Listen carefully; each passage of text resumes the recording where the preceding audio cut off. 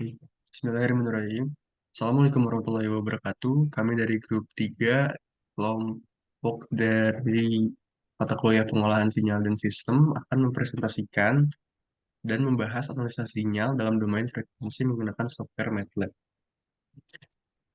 Kami beranggotakan ada Anita Neza, Imad Akel, Mati Junitama, dan Rizky Argia.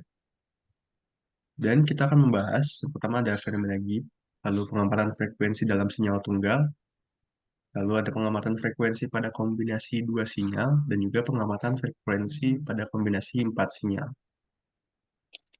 Pertama kita akan mulai dengan fenomena Gibbs.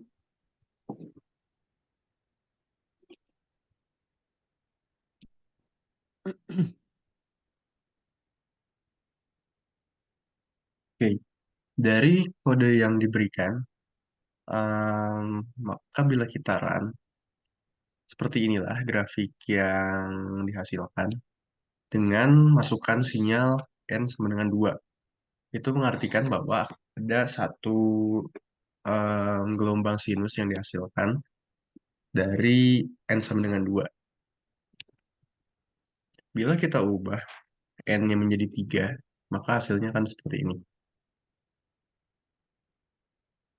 Bisa kita lihat, ada sedikit gumpalan dalam sinyalnya itu sendiri. Jadi seperti ada 3 buah sinyal, ada yang bawah, ke atas, dan ke bawah lagi. Itu menandakan bahwa jumlah masukan sinyalnya ada 3. Sama seperti bila kita coba N sama dengan 5, N sama dengan 7, dan juga N sama dengan 1100. Nah, jadi semakin tinggi jumlah masukannya, sinyal sinus yang dihasilkan akan mendekati sinyal persegi. Gimana pembahasannya?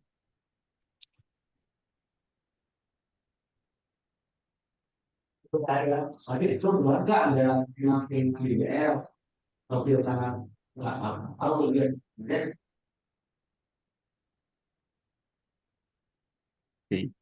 Jadi semakin tinggi sinyal dari N yang dihasilkan, maka semakin banyak juga komponen gelombang sinus yang digunakan dan semakin dekat dengan sinyal persegi hasil pendekatan dengan bentuk idealnya. Jadi itu kaitannya antara sinyal sinus dan sinyal persegi pada pembahasan kasus fenomena Gibbs ini.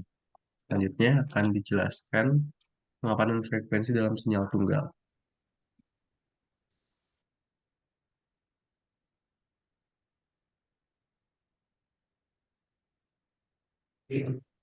Baik, selanjutnya adalah pengamatan frekuensi pada sinyal tunggal. Share screen.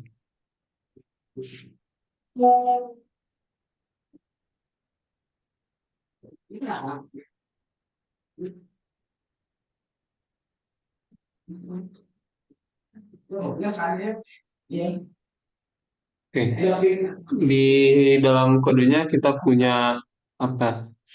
Beberapa nilai. Yang pertama ada F1, nilai yang bisa kita eh, ubah-ubah untuk melihat eh, reaksi dari output yang akan dihasilkan. Yang pertama di sini F di sini maksudnya adalah ketika kita ubah, misalkan kita terbesar dari 5 menjadi 10 lalu kita run, maka gelombang yang bisa dihasilkan itu lebih terlihat kompleks atau lebih padat. Selanjutnya, jika gelombangnya kita perkecil, misalkan ke nilai 2,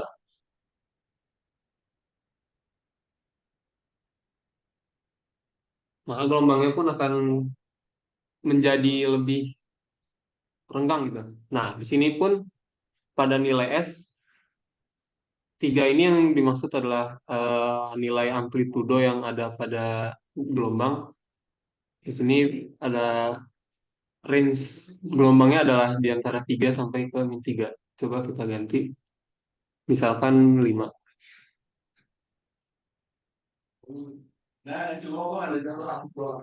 Maka range gelombangnya pun akan berubah dari 5 sampai ke min 5. Mungkin sekian buat eh, bagian pengamatan frekuensi pada sinyal tunggal. Bisa dilanjut.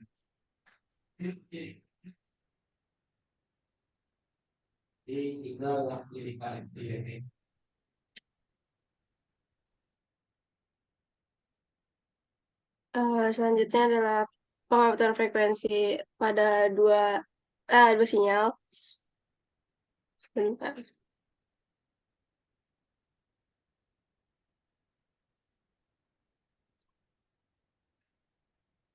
Ah, eh, untuk pengamatan yang kali ini yang diubah adalah yang pertama itu nilai frekuensi duanya, yang ini. Itu kita coba ubah nilainya agar nilainya itu semakin besar. Terus semisal dikasih 10, nah, maka gambar akan berubah ke diperbesar lagi. Nah, makin berubah juga dan semakin besar.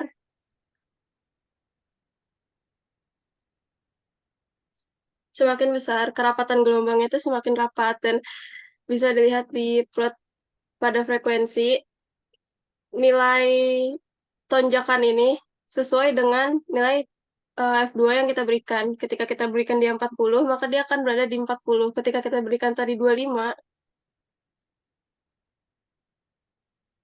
nah ini bergeser ke 25. Jadi semakin besar frekuensi kedua yang kita berikan, maka lonjakan kedua ini semakin ke arah kanan gitu, semakin besar. Sedangkan ketika kita memberikan nilai F2-nya semakin kecil, maka lonjakan kedua ini juga akan nilainya semakin kecil.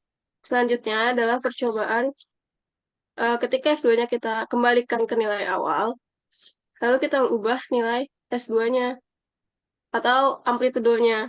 Nah, misalnya amplitudo pertama kita ubah menjadi 5. Nah, dapat lihat bentuk gelombangnya berubah ya. Misalnya yang sebelumnya, saat ini nilainya 2/3, kondisi awalnya, gelombangnya seperti ini, dan lonjakannya seperti ini. Nah, ketika kita ubah nilai amplitudonya, maka kedua gelombangnya mengalami perubahan. Pada plot waktu, bisa dilihat mungkin gelombangnya terlihat lebih sedikit rapih dibandingkan yang sebelumnya, yang tidak terlihat seperti gelombang sinusoidal gitu. Terus kalau yang saat di plot frekuensi terjadi lonjakan di sini, yang sebelumnya nilainya tidak berada di Y ini, sekarang di Y200. Nah, kita coba lagi ketika nilainya semakin besar. Nah, ketika semakin besar, pada plot waktu, gambar gelombangnya semakin terlihat jelas dan eh, terlihat lebih bagus dibandingkan sebelumnya yang berantakan. Dan lonjakan di sini pun semakin besar. Di Y-nya 1600. Jadi nilai Y ini kelipatan dari nilai amplitudo yang kita berikan sebelumnya. Mungkin bisa di-share PPT-nya untuk penjelasannya.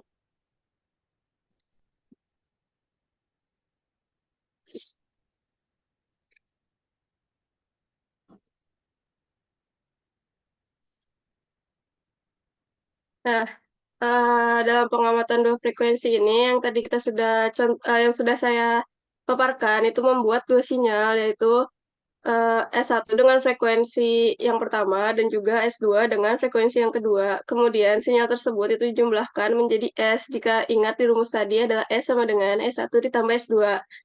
Lalu, kita tadi telah melakukan pengamatan terhadap domain waktu atau plot waktu dan juga domain frekuensi. Nah, tadi juga kita sudah mencoba ketika kedua uh, mengganti nilai F2 dan juga amplitudonya. Mungkin bisa dilanjut.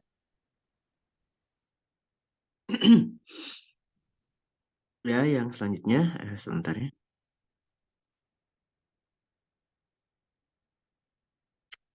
Oke, kita bagi layar. Oh ya, siap. Ini, jadi saya ini pengamatan frekuensi pada 4 kombinasi sinyal. Jadi ini yang pertama tuh apa terhadap rumus yang pertama. Nah, yang rumus yang pertama ini, nah menciptakan menciptakan dan memvisualisasikan sinyal gabungan dari 4 gelombang sinusoidal dengan frekuensi yang berbeda. Nah, sinyal ini juga kemudian dianalisis menggunakan transformasi Fourier untuk mendapatkan representasi frekuensi. Nah, ini salah satu contohnya penjelasan baris per baris dari kode tersebut. Nah, ini yang untuk yang pertama, yang di soal A, itu Fs sama dengan 100 menentukan frekuensi sampel besar, berarti berjumlah 100 Hz.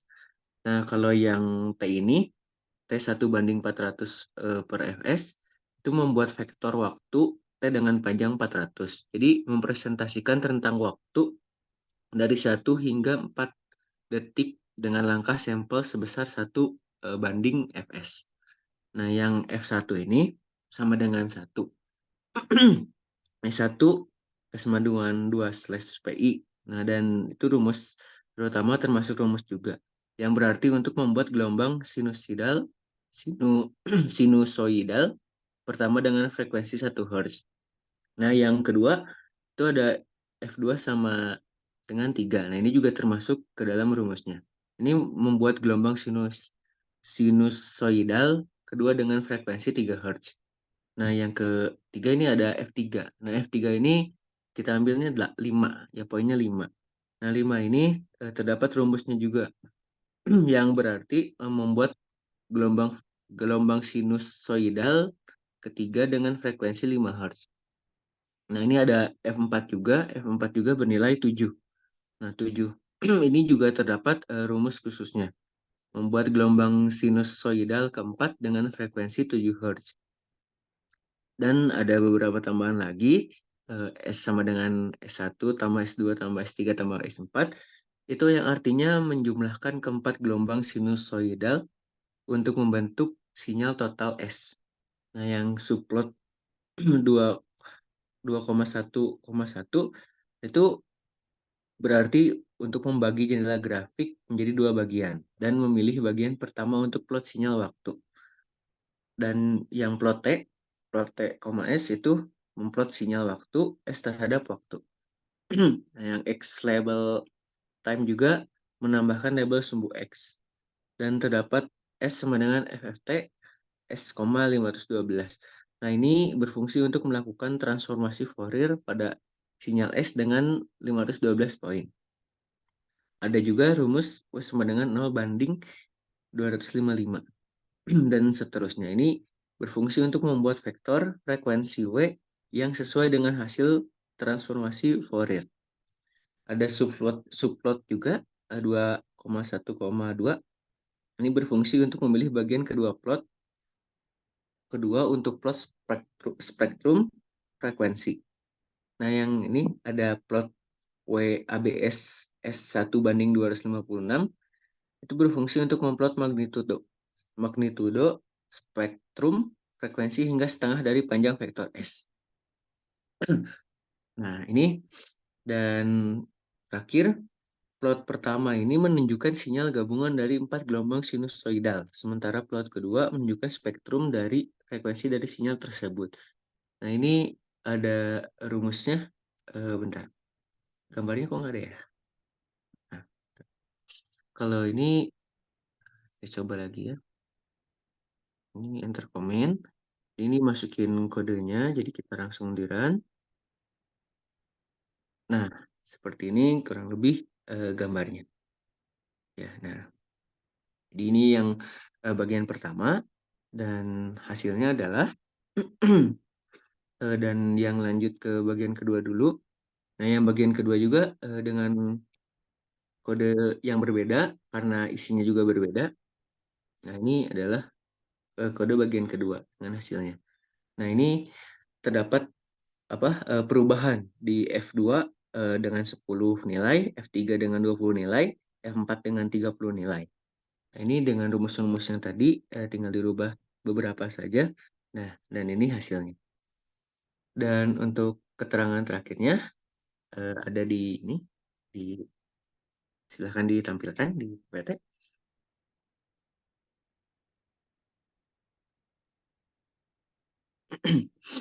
Nah, ini kesimpulannya pembahasan. Jadi, bila F2 sama dengan 10, F3 sama dengan 20, dan F4 sama dengan 30, maka akan menghasilkan sinyal gabungan yang sekarang terdiri dari gelombang sinusoidal dengan frekuensi yang lebih tinggi.